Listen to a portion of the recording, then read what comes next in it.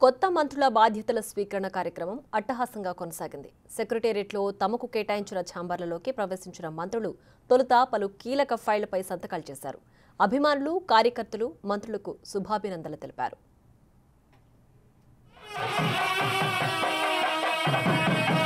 కొత్త మంత్రుల బాధ్యత స్వీకరణ కార్యక్రమం ఉత్సాహభరితంగా సాగింది.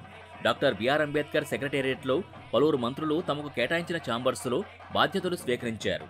డిప్యూటీ సీఎం భట్టి విక్రమార్క ఆర్థిక, ప్రణాళిక, విద్యుత్ శాఖ మంత్రిగా ఛార్జ్ తీసుకున్నారు. సంబంధిత శాఖల సిబ్బంది సాదరంగా మంత్రిని ఆహ్వానించి ప్రత్యేక పూజలు నిర్వర్తించారు. అనంతరం పలు కీలక ఫైళ్లకు భట్టి ఆమోదం తెలిపారు.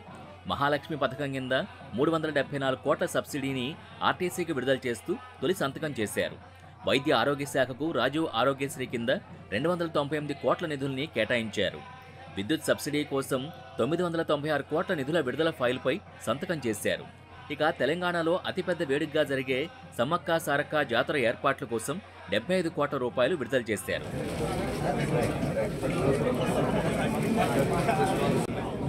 రెవెన్యూ సమాచార శాఖ మంత్రిగా పొంగులేటి శ్రీనివాసరెడ్డి సచివాలయంలో పదవీ బాధ్యతలు స్వీకరించారు.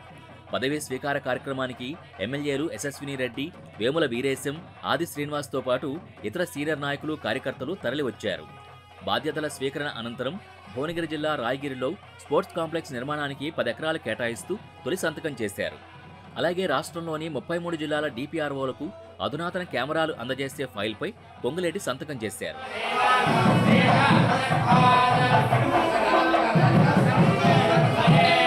ఐటీ శాఖ మంత్రిగా శ్రీధర్ బాబు బాధ్యతలు స్వీకరించారు. తొలుత వేద పండితుల మంత్రోచ్చరణలు, ఆశీర్వచనాలతో మంత్రిని సాదరంగా ఆహ్వానించారు. కుటుంబ సభ్యులతో కలిసి ఛాంబర్లో పూజలు చేశారు. ఐటీ మంత్రికి సంబంధిత అధికారులు, సిబ్బంది శుభాకాంక్షలు తెలిపారు. రాష్ట్ర వైద్య ఆరోగ్య శాఖ మంత్రిగా దామోదర్ రాజనరసింహ బాధ్యతలు స్వీకరించారు.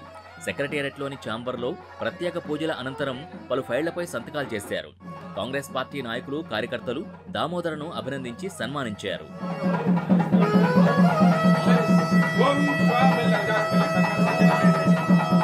రాష్ట్ర పంచాయతీరాజ్, గ్రామీణాభివృద్ధి, మహిళా సంక్షేమ శాఖ మంత్రిగా సీతక్క సచివాలయంలో బాధ్యతలు స్వీకరించడం జరిగింది.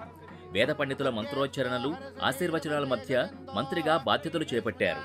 సెక్రటేరియట్ వేదికగా జరిగిన కార్యక్రమానికి మంత్రి కుటుంబ సభ్యులు, ఎమ్మెల్యేలు నాగరాజు, నాయని రాజేందర్ రెడ్డిలతో పాటు పలువురు హాజరయ్యారు. పంచాయతీరాజ్ శాఖ ముఖ్య కార్యదర్శి సందీప్ కుమార్ సుల్తానియా, కమిషనర్ హనుమంతరావుతో పాటు కార్యదర్శి స్మితా సబర్వాల్ మంత్రిని కలిసి శుభాకాంక్షలు తెలిపారు.